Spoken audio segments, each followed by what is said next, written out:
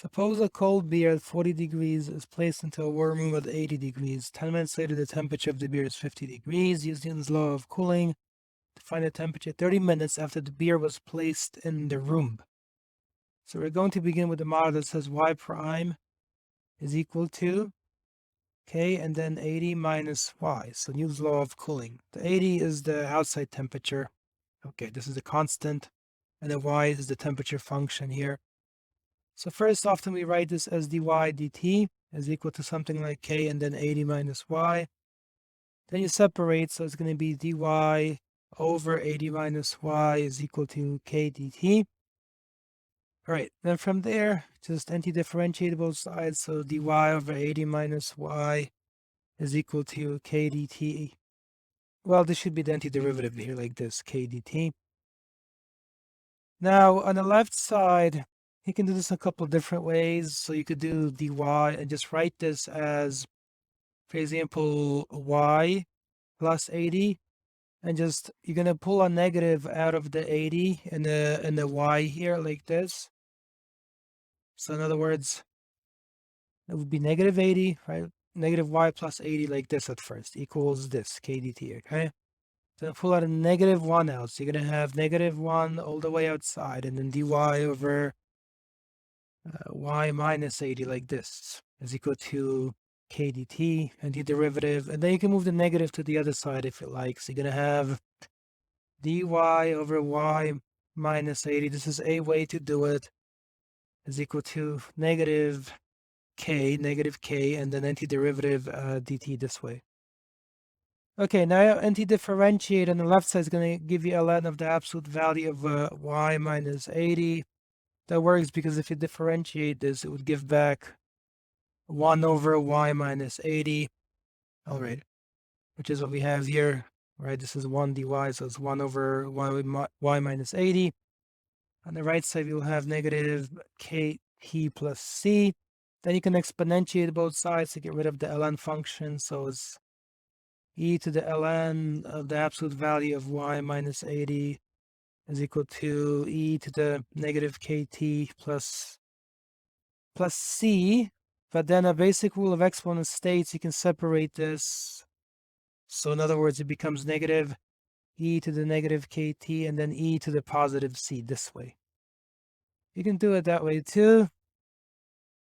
Anyway, so on the left side, e and ln are inverse, they cancel. So you have absolute value of y minus 80 is equal to e to the c and then e to the negative kt. Now you drop the bars on the right side officially, you would have something like this. So you'd have like a plus or minus really e to the c and then e to the negative kt. But then just let this plus or minus e to the c just represent that with a. So a can be positive, it can be negative. So you're going to have y minus 80 is equal to ae to the negative kt. Move that over. So we will have y is equal to ae to the negative kt plus 80. That kind of situation. Okay, so let's see. Continue. Now, use the data that's given to us. So specifically, about t equals 0, we know that the temperature y is equal to 40 degrees. That's the temperature of the beer, right? When it's placed into the room at t equals 0. So you're going to have 40 is equal to ae to the k times 0, and then let's see, yep, plus 80. Therefore, we will have here the following 40 minus 80 like this. And this is equal to a. Now, k times 0 is 0, e to the 0 is 1. So it's just a, you see? So you're going to have, in other words, negative 40 is the value of a. So now we get the following more specifically. Y is equal to, you can write it as 80 minus 40 e to the negative kt. Now we need to find the value of k. So you have to use the other information given to us. So when t is 10, y is equal to 50. So we're going to have 50 is equal to 80 minus 40, and then e raised to the negative k times 10. All right, this is an exponential equation. You can solve for k. So you're going to have 50 minus 80 divided by negative 40. So subtract 80 divided by negative 40. That's equal to e to the negative 10k, essentially. Continue, work at the left side. So it's 50 minus 80 is negative 30. And over negative 40 this way is equal to e to the negative 10k. Continue. That becomes 3/4 positive. So in other words, just 0.75, the decimal form. E raised to the negative 10k. Now take the ln of both sides. Ln of 0.75, like this, is equal to the ln of e to the negative 10k. So ln and your inverse functions, they cancel, which means you have ln of 0.75 equals here just negative 10k. So the ln and e you can cancel off. And then just solve. So ln of 0.75 divided by, like this, negative 10 is equal to k. ln of 0.75 is less than 0. So you're going to have a number less than 0 divided by a negative number. It's going to be a positive value for k. Anyway, when you punch this in, k turns out by calculator roughly to be 0.0288. That kind of situation.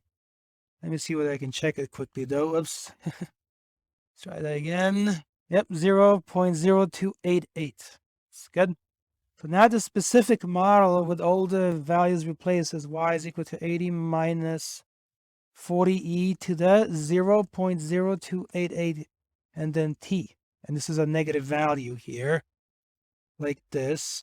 And then once you have the model created from your differential equation, you can use it.